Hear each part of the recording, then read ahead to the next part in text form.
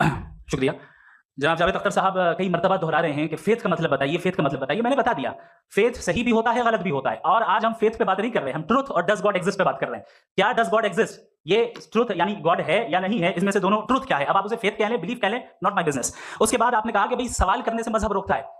मैं कहता हूं जो रोकता है वो रोकता होगा, मैं नहीं रोकता, बल्कि सवाल करें, सवाल करना चाहिए। सवाल कर करके तो हम आगे बढ़ते हैं, तरक्की करते हैं, और इसीलिए मैं आज यहाँ पे आया हूं। लेकिन सवाल सिर्फ खुदा से नहीं होगा, आपसे भी होगा। सवाल एथिज्म से भी होगा, सवाल सिर्फ मजहब से नहीं होगा, सबसे होगा। और आज मैं सवाल करूंगा और उम्मीद है कि आप जवाब देंगे। अभी तक आपने वैसे कॉन्टिजेंसी आर्गुमेंट का कोई जवाब नहीं दिया। चलें, आपने कहा यूनिवर्स के बारे में इटर्नल क्यों नहीं बोल देते। ये चूंकि लॉजिकली पॉसिबल ही नहीं है कि यूनिवर्स इटर्नल हो। यूनिवर्स एक कॉन्टिजेंट चीज है जो टाइम एंड स्पेस के पाबंद है, टाइम एंड स्पेस से बाउंड है। जो टाइम एंड स्पेस से बाउंड होगा वो कॉन्टिजेंट होगा, जो कॉन्टिजेंट होगा वो उसकी बिगिनिंग हुई होगी, जिसकी बिगिनिंग हुई होगी वो इटर्नल नहीं हो सकता। ये तो कॉमन सी बात है। आपने कहा कि किसी मजहबी किताब में डायनासोर का जिक्र नहीं है। अफसोस कि आज तक किसी मैथमेटिक्स की किताब में मुझे डायनासोर का जिक्र नहीं मिला।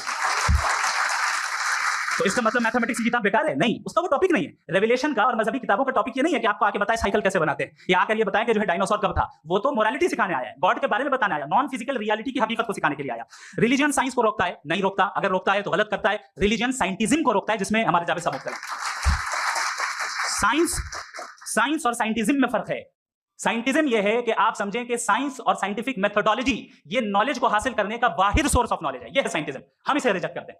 हम साइंस को तो तरक्की करते हैं, भाई आप हमारी पूरी तारीख कर लें, पढ़ लें तो आपको पता चल जाएगा। बहरहाल ये अलग टॉपिक है। उसके बाद इन्होंने एक लफ्ज कहा, वेटिकन ने फतवा दिया। वेटिकन का फतवे से कोई ताल्लुक नहीं है, दोनों कॉन्ट्राडिक्टरी अल्फाज हैं। उसके बाद उन्होंने कहा कि भाई हमें नहीं मालूम।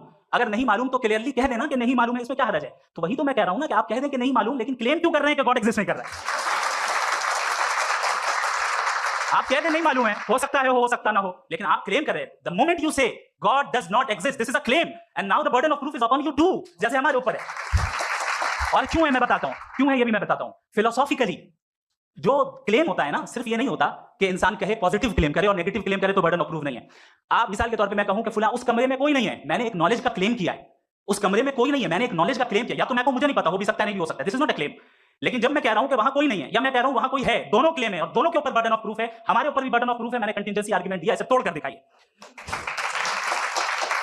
आखिरी चीज, इन्होंने कहा कि खुदा दुनिया बनाने से पहले 150 साल पहले या करोड़ों साल पहले क्या कर रहा था। अरे हजरत, चलें बहरहाल मैं जवाब दे देता हूं।